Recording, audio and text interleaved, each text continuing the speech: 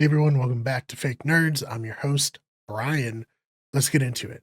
When Helldivers 2 is at its peak popularity, Sony enforced an existing but previously unenforced rule that required all players to have a PlayStation Network account connected to their Steam account. The positive vibes that the developer Arrowhead had cultivated in the month or so post launch were immediately soured.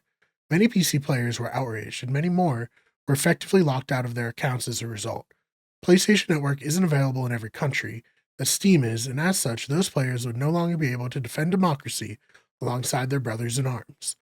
Some even vowed to never play any Sony published game again as long as the requirement was in place. A troubling prospect for Sony, who plan to release many of their console exclusives to Steam in the coming years.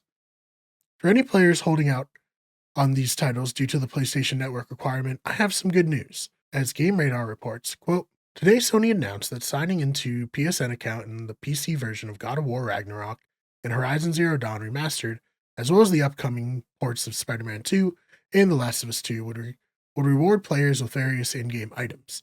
Slightly buried in that announcement is the fact that you'll no longer be required to sign into PSN in order to play these games at all on PC, close quote.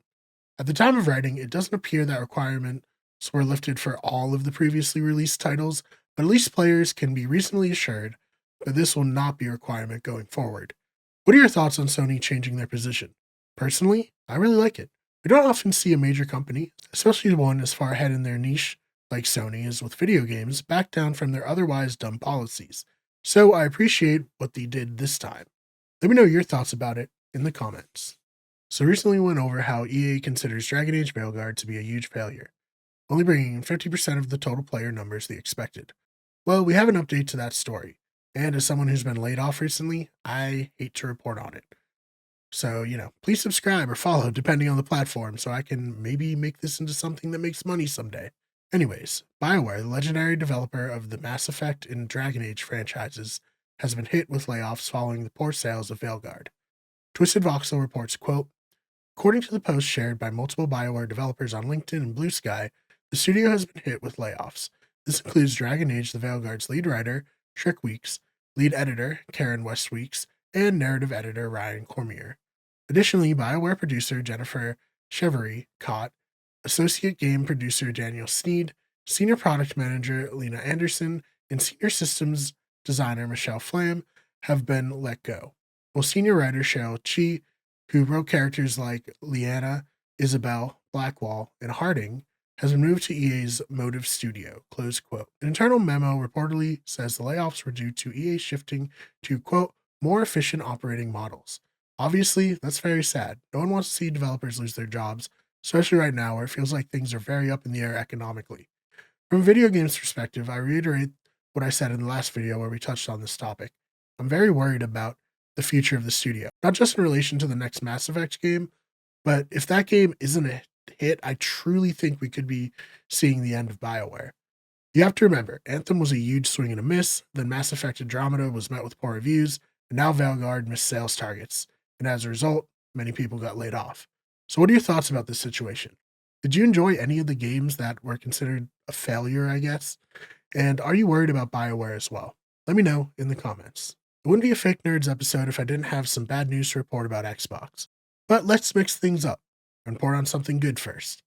According to Ampere, a data firm that provides global insights for entertainment, Microsoft was the biggest games publisher in the world in December of 2024, with 465 million spent on games they published across PC, PlayStation, and Xbox. The biggest moneymakers for the month were Call of Duty Black Ops 6. No real surprise there. The Call of Duty franchise always prints money, and it was the best-selling premium game not only for December, but for the entirety of 2024, according to Circana and Indiana Jones and the Great Circle, which was a huge hit both with players and critics, and will undoubtedly sell even more copies when it's released on PlayStation 5 in the spring of 2025. Unfortunately, this wasn't enough to buoy Xbox as a whole, as according to their earnings report for the second quarter of the 2025 fiscal year, which ended December 31st, 2024, I know companies are weird with how they do that, Xbox revenue fell 7% year over year, and hardware revenue was down 29%. Indeed, this is the second worst hardware revenue the company has ever seen, with the first worst being in 2019, the final year of the Xbox One, before the series consoles were released. This is all in line with what we've been observing from Microsoft. They're shifting away from the hardware side of things and focusing on publishing. We'll see if this is sustainable. The revenue for 2024 was 6.58 billion, so if they can't find a way to make that sustainable, I don't know if video games as an industry would be sustainable. Let me know your thoughts about all of this in the comments. Thank you so much for checking out this video. I hope you enjoyed it. If you did, please subscribe. Follow our sports channel if you're into sports. That's where you get sports. And our podcasting channel, Better Radio. I'm Brian. I'm a fake nerd. And this has been some real news.